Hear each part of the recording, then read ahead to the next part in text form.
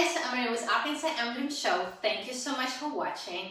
Today I am with a very brave and incredible book author, Miss Carla. Thank you. Hi.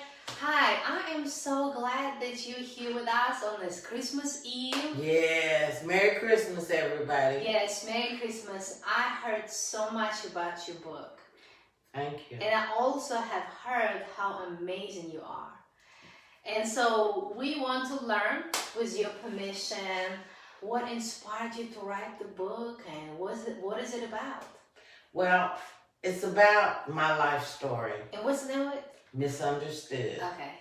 And it's about my life story. I was gay, black, a female in the Deep South when that was not popular. Okay. Just telling you a little bit of basic about it. My grandfather was a humongous homophobic. He thought homosexuals should die. We should all burn in hell. He was the head deacon of his church, and he used to always throw Bible scriptures at me while he was beating me. A lot of family, friends, and people from the church, they raped me a lot. And it's just a combination of everything I had to go through. The reason that I put it on paper is because my grandmother was the matriarch of our family. And when I went to her about the abuse, she shut me down. And when she shut down, I shut down. And my main thing is I don't want people who are dealing with their sexuality to have to shut down. You don't have to suffer in silence anymore. Talk to somebody. Your family might not be who you need to talk to, but talk to somebody. And I look back at my life and I know things happen for a reason, but I wish I'd have had somebody just to talk to. Just to talk to, because pain is one thing, abuse is one thing, but when you have all that pinned up inside, just because of something that's very minute to me, is very small, and I endured that from the age of 9 to the age of 14. I'm sorry. And but it's like that old gospel song. I know my God didn't bring me this far to leave me. I truly believe He is the reason that I wrote Misunderstood. Yeah, it's really amazing your courage to share your story. So we definitely thank you for it. Thank you. Yeah, I feel like you're gonna definitely change a lot of lives. I hope so. Yeah, I hope so. if you could tell us maybe a short story from the book, could you do that? Well, I remember it was Thanksgiving, and my grandmother had been up all night cooking, and I remember I was in the kitchen, and my grandfather came home, and he jumped on my grandmother, he threw the food on the floor, and he pushed me out the kitchen. And I was crying, and I said, "Why did you do that?" And he said, "Because my homosexual spirits would jump on his food." Mm-hmm. So I wasn't allowed in the kitchen. I wasn't allowed to learn how to cook. I couldn't eat at the family table. I had my own little table, my own spoon, knife, fork, plate, bowl, cup. And I had to use that over and over and over and over again. And that's just a little bit of what I had to endure from 9 to 14. Yeah. Wow. How did the world change as to when you were growing up and now when it comes to accepting LGBT? Has it got any better In my opinion, it has gotten better, but we have such a long, long way to go. Okay. Because as I wrote a lot in my book, who cares? Who cares who you go to bed with? Who cares who you love? Who cares? Mm-hmm. There's so many things out there in this world that is so dumb to keep they're gay, they're homosexual. Who cares? You got unemployment. You got people running around killing people. You know, it's so much to concentrate and focus on this world that is really nothing. It's really nothing in my opinion. Yeah. You know, and I know when I was coming up back in my grandfather and my grandmother day, they didn't know any better. They didn't know any better. And now I'm God's child. It doesn't matter my outside, it matters my heart. Yeah. And I think that's the biggest thing I would say that has changed is we're human. We're God's children and we deserve the respect. Yeah. You know, and when I was coming up, my grandfather was the head of the household, and if he was the only person that got respect, and that's just the way it was back then. Mm-hmm. So, what about your parents? How did they accept that? My mother, that I know of, ran away when she was 15 and was on drugs. So I couldn't tell you anything about her. Okay. You know. I kind of agree with you that, you know, we're all humans. Yeah, we're human. And there's so many things to be worried about and worried about something like that. Who cares? Yeah. And what I deeply care about is that I want to be respected.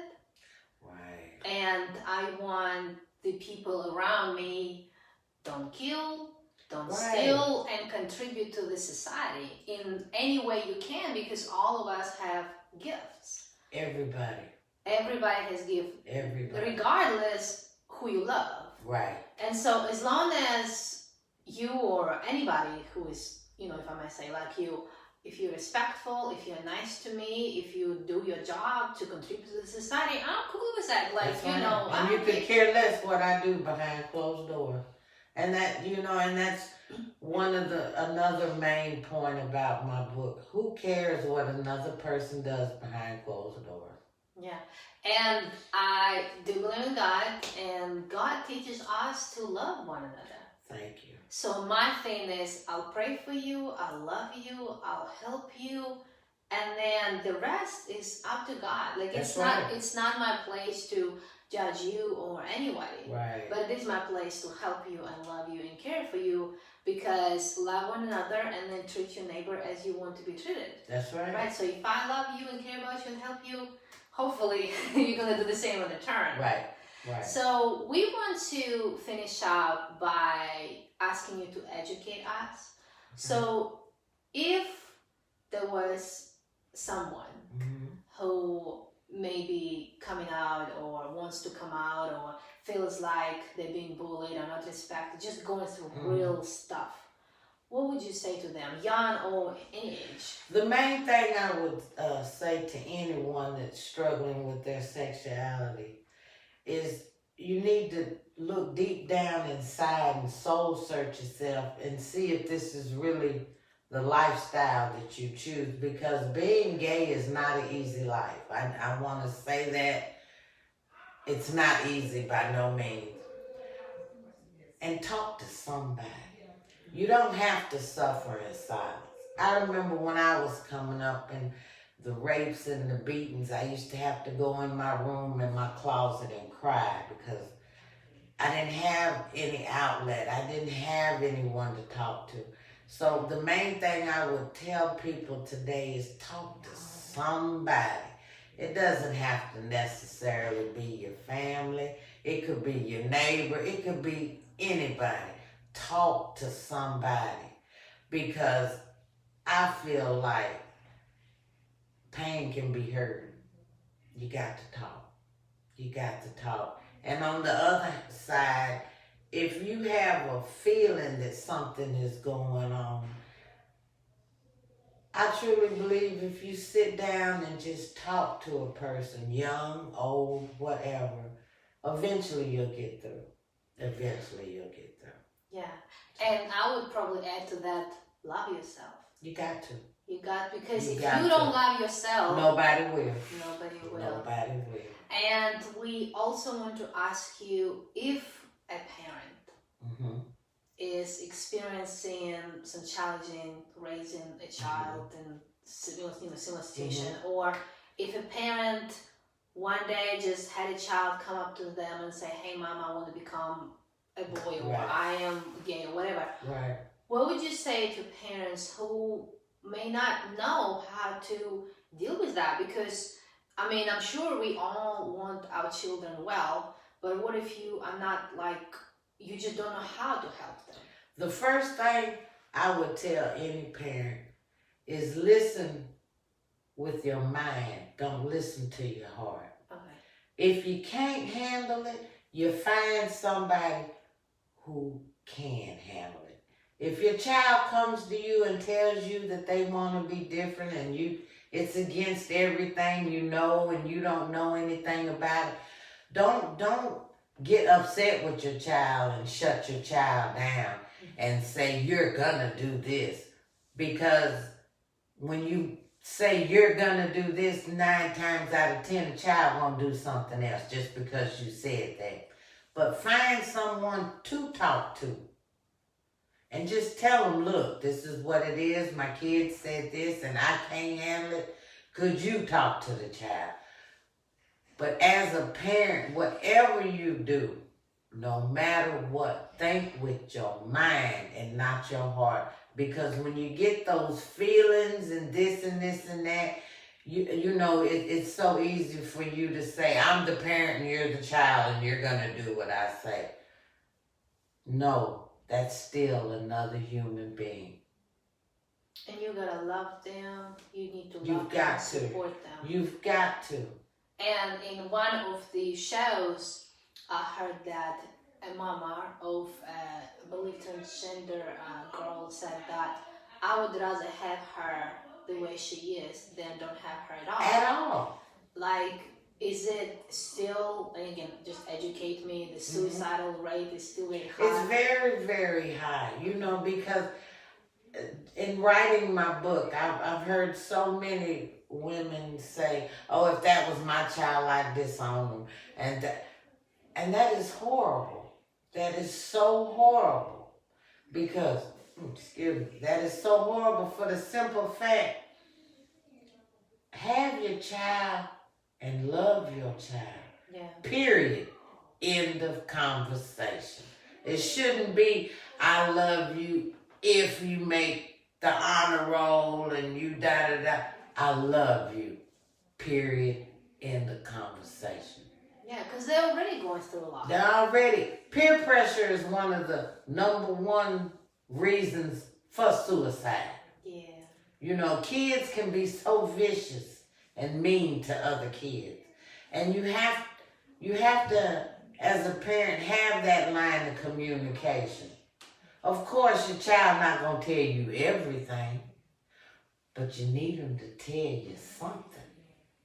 Huh. That's the big thing, right? Yeah, and really, like, pay attention to child's behavior. Right. You know, if your kid is doing good in school and then all of a sudden he's got straight F's, he's wearing black, talk to him. It's something going on. It's something going on. If you don't know how to reach your own child, talk to his friend. Look, see what's wrong with, you know, such and such. But keep that line of communication open, because once you close that, you've closed it. Yeah. And then your child can bolt and run away and you never see your child again. Yeah. And then you'll be, oh, what if? You'd rather have your child there than not there at all. Yeah. Wow, so meaningful. You definitely made me think. You've educated me, and I could tell that you're going to change a lot of lives with your story. Thank you very much. It's really incredible. Like, I can feel it. And I wish you best of luck as you grow on your journey of becoming a best-selling author. Thank you. That's what we want. Yes, that's my dream. Yes, and most importantly, like, I'm glad that you're on this earth the way you are. Thank you. right? Thank And you. I'm so thankful that you got out on the other side and you're going to use your pain, right? You're Oh, going yes. to use your storm and you're going to make it into a rainbow. Oh, yes. Oh, yes. And that's what we're wishing you, and we're wishing you the most beautiful life you can imagine from now on. Thank you so much. Yeah, thank Thank you. you. Bye, guys. Bye-bye. Merry Christmas.